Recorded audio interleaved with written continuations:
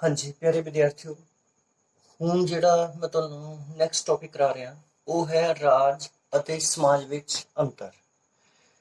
ਜਿੱਦਾਂ ਕਿ ਜਿਸ ਤਰ੍ਹਾਂ ਕਿ ਅਸੀਂ ਪਿਛਲੇ ਚੈਪਟਰ ਦੇ ਵਿੱਚ ਰਾਜ ਅਤੇ ਸਮਾਜ ਨੂੰ ਬਹੁਤ ਸਪਸ਼ਟ ਕਰ ਚੁੱਕੇ ਹਾਂ ਕਿ ਰਾਜ ਕੀ ਹੈ ਅਤੇ ਸਮਾਜ ਕੀ ਹੈ। ਰਾਜ ਜਿਹੜਾ ਚਾਰ ਤੱਤਾਂ ਤੋਂ ਬਣਦਾ ਹੈ, ਸਮਾਜ ਜਿੱਥੇ ਅਸੀਂ ਰਹਿੰਦੇ ਹਾਂ ਅਤੇ ਅਸੀਂ ਇੱਕ ਦੂਜੇ ਨੂੰ ਜਾਣਦੇ ਹਾਂ ਤੇ ਮਿੱਤਰਤਾ ਪੂਰਵਕ ਸਾਡੇ ਰਿਸ਼ਤੇ ਹੁੰਦੇ ਹਨ, ਉਸ ਨੂੰ ਅਸੀਂ ਸਮਾਜ ਕਹਿੰਦੇ ਹਾਂ। ਵਿਦਵਾਨਾਂ ਨੇ ਇਹ ਮੰਨਿਆ ਹੈ ਕਿ ਰਾਜ ਅਤੇ ਸਮਾਜ ਨੂੰ ਇੱਕ ਨਹੀਂ ਮੰਨਿਆ ਜਾ ਸਕਦਾ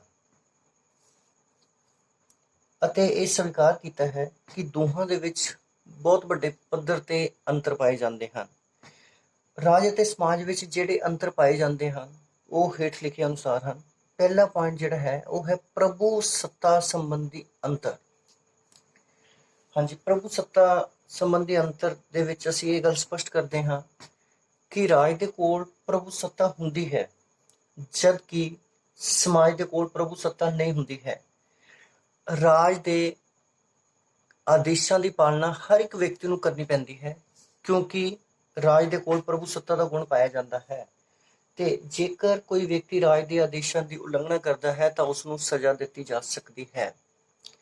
ਜਦ ਕਿ ਸਮਾਜ ਦੇ ਕੋਲ ਪ੍ਰਭੂ ਸੱਤਾ ਨਾ ਹੋਣ ਕਾਰਨ ਸਮਾਜ ਕੋਲ ਕੋਈ ਵੀ ਕਾਨੂੰਨੀ ਸ਼ਕਤੀ ਨਹੀਂ ਹੁੰਦੀ ਹੈ ਕਿ ਉਹ ਕਿਸੇ ਨੂੰ ਵੀ ਸਜ਼ਾ ਦੇਵੇ ਜਾਂ ਕੋਈ ਕਾਨੂੰਨ ਜਾਂ ਕਿਸੇ ਕਾਨੂੰਨ ਦਾ ਨਿਰਮਾਣ ਕਰੇ।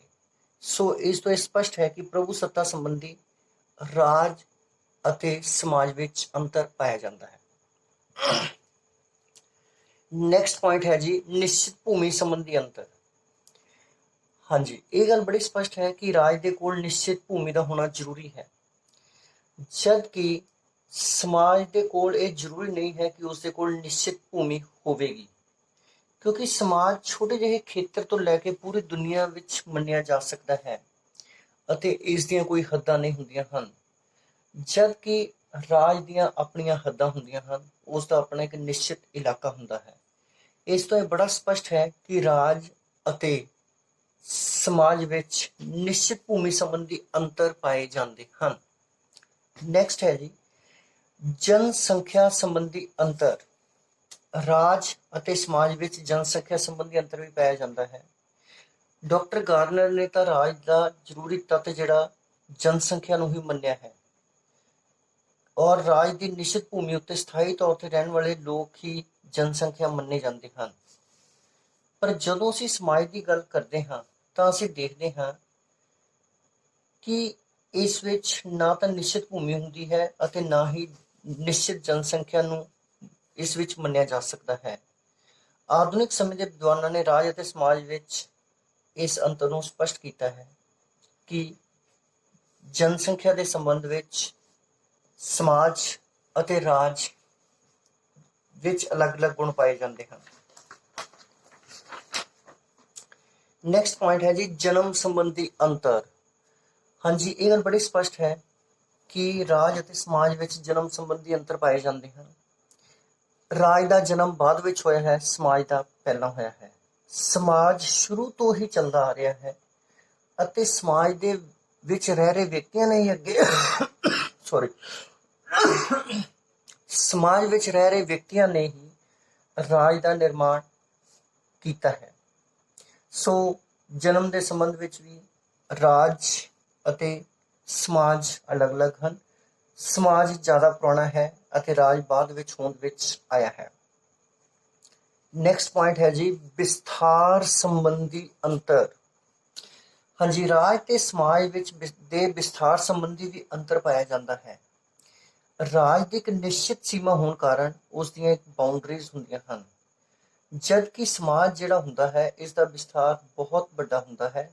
ਕਈ ਵਾਰੀ ਸਮਾਜ ਦਾ ਜਿਹੜਾ ਵਿਸਥਾਰ ਹੈ ਰਾਜ ਤੋਂ ਵੀ ਬਾਹਰ ਚਲਾ ਜਾਂਦਾ ਹੈ, ਜਦ ਕਿ ਰਾਜ ਜਿਹੜਾ ਹੁੰਦਾ ਹੈ ਆਪਣੇ ਪ੍ਰਬੰਧਕੀ ਕੰਮਾਂ ਤੱਕ ਹੀ ਸੰਬੰਧ ਰੱਖਦਾ ਹੈ।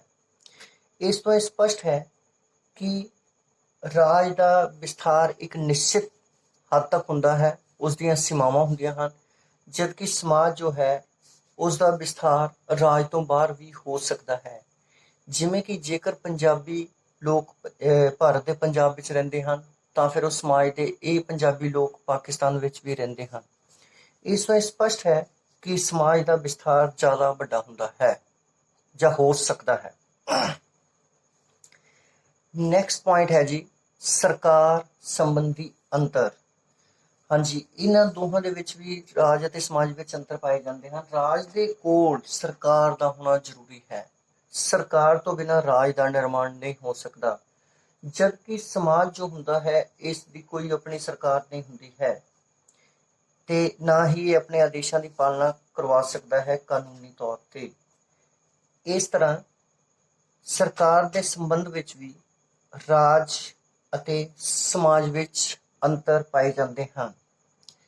ਕਨਕਲੂਜਨ ਤੇ ਜਦੋਂ ਅਸੀਂ ਸਿੱਟੇ ਤੇ ਪਹੁੰਚਦੇ ਹਾਂ, ਇਹ ਗੱਲ ਬੜੀ ਸਪਸ਼ਟ ਹੈ, ਰਾਜਨੀਤੀ ਸ਼ਾਸਤਰ ਵਿੱਚ ਰਾਜ ਦਾ ਵਿਸ਼ਾ ਜਿਹੜਾ ਹੈ ਉਹ ਬਹੁਤ ਹੀ ਮਹੱਤਵਪੂਰਨ ਸਾਬਤ ਹੋਇਆ ਹੈ। ਵਿਦਵਾਨਾਂ ਨੇ ਇਸ ਵਿਸ਼ੇ ਉੱਤੇ ਬਹੁਤ ਸਾਰੀ ਖੋਜ ਕੀਤੀ ਹੈ। ਇਸ ਵਿਸ਼ੇ ਦੇ ਨਾਲ ਹੀ ਵਿਦਵਾਨ ਸਮਾਜ ਤੇ ਸਰਕਾਰ ਦਾ ਅਧਿਐਨ ਕਰਦੇ ਹਨ।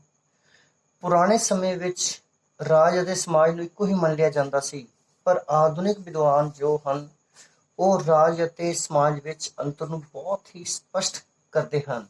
ਇਸ ਤੋਂ ਇਹ ਬਹੁਤ ਹੀ ਗੱਲ ਸਪਸ਼ਟ ਹੁੰਦੀ ਹੈ ਕਿ ਰਾਜ ਅਤੇ ਸਮਾਜ ਵੱਖਰੇ ਵੱਖਰੇ ਹਨ ਅਤੇ ਇਹਨਾਂ ਦੋਹਾਂ ਵਿੱਚ ਅੰਤਰ ਪਾਇਆ ਜਾਂਦਾ ਹੈ। Thank you.